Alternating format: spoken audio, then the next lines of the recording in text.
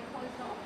Mark McGowan has done a great job in keeping West Australians safe, and the announcement that he has made is in direct response to the failure of the federal government to secure enough booster shots, to secure enough rapid antigen tests for the population.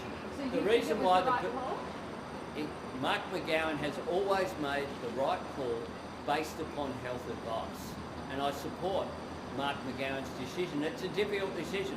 I was intending to go to Western Australia on the 5th of February, and I know for many people they were keen to go to visit loved ones.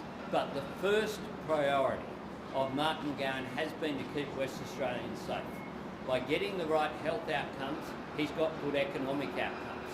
People in Western Australia are enjoying life almost as normal, certainly compared with New South Wales.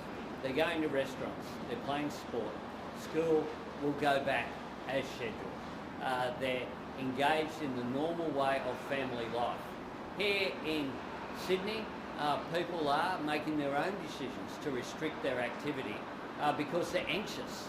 Here in Sydney, I was standing outside an aged care home in Rhodes where people had difficulty seeing their loved ones. So many aged care homes locked out from people from outside in order to keep residents safe.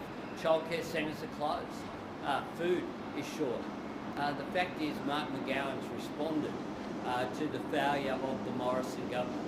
The boosters are later because the rollout of the vaccine was so late here in Australia because of the failure to secure supply, because Scott Morrison said it wasn't a race.